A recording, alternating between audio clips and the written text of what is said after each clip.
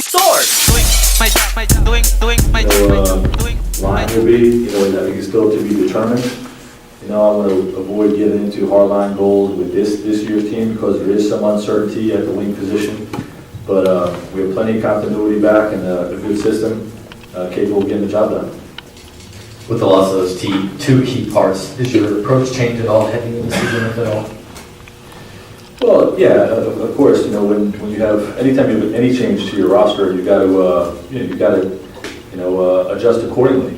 So I think it will be a time of adjustment, but I do want to try to sustain as much continuity in terms of our system and the way we do things as much as possible. We've had great success the last couple of years, and I think the more we're able to do what we do, the better success we'll have. What is your message to the team as far as expectations without having a specific goal? What do you tell them what to expect from the season? Well, the message to my team is going to be, we've got to bring a high level of competitiveness every single night. We've got to bring it every night, okay? And we have enough to get the job done. We have enough to compete with the best. We're not going to sort of make it any more complicated than that. It's just going to be about reestablishing our chemistry, achieving togetherness, and bringing it every night. Without Paul George and Lance Stevenson, what changes do you make to the offense to keep it productive? Well, we became a pretty heavily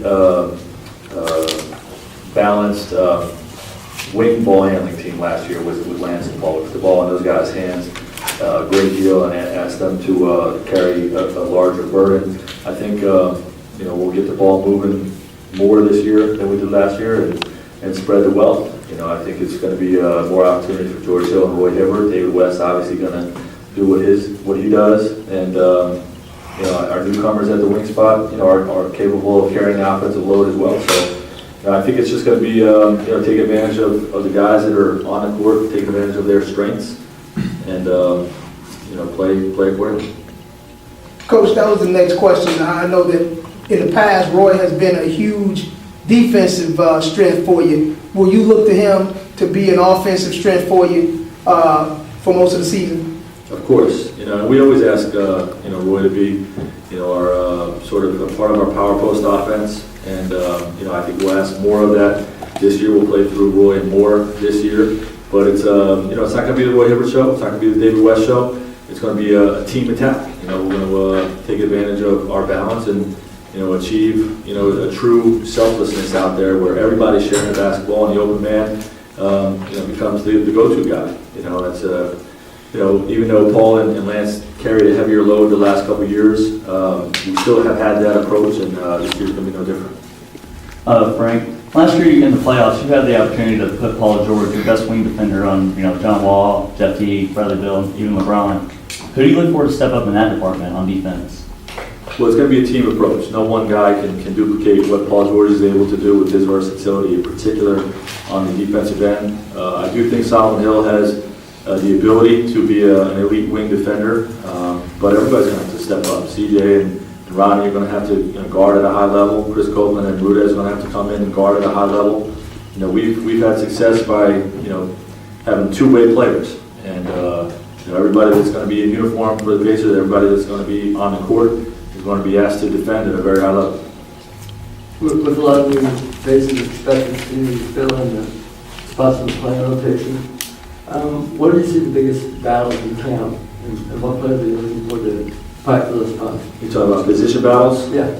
Well, I think our point guard rotation is still intact with George Hill and C.J. Watson, Donald Sloan being the third point guard. Power forward position still intact with Weston Scola, and the center position still intact with Hibbert and Mahimi.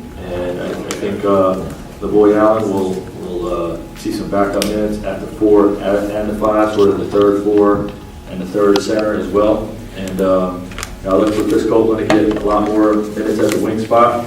The way I look at it is, right now, understanding that we can move George Hill to the wing position. I look at it, we have 5 wings, and Rodney Stuckey, C.J. Miles, Solomon Hill, Damo Rudez, and Chris Copeland that are all going to share, those minutes at the 2 wing positions. And I do expect to play a 10-man rotation hopefully, if everybody stays healthy during camp, so, there'll be 4 wings getting minutes. Frank, do you expect more from George Hill offensively? Do you expect him to be more aggressive offensively now? I do, and I think, just playing with guys that are more secondary scorers, more shooters, as opposed to what we had with Paul and Lance, handling the ball a lot more the last couple of years. I think George is going to, I think he's going to be more assertive, but I'm going to put him in position to be more assertive as well. And we're going to be more of a point guard led team, and he's going to be a big part of that. You have a starting lineup in mind at this point? I have one in mind, but I think we're going to wait until camp, till we go through camp and see how it all plays out. You just kind of touched on this about a 10-man rotation, but you plan to use the bench more, and who in particular does that mean more minutes for? Well, I just think, obviously, we're not sure who's going to start at the wing spot, so some of those 5 guys that I mentioned will make up our bench. Obviously, C.J. Watson, will again, much like George Hill, will get more opportunities. With playing alongside shooters on the perimeter as opposed to playmakers like we did the last couple of years.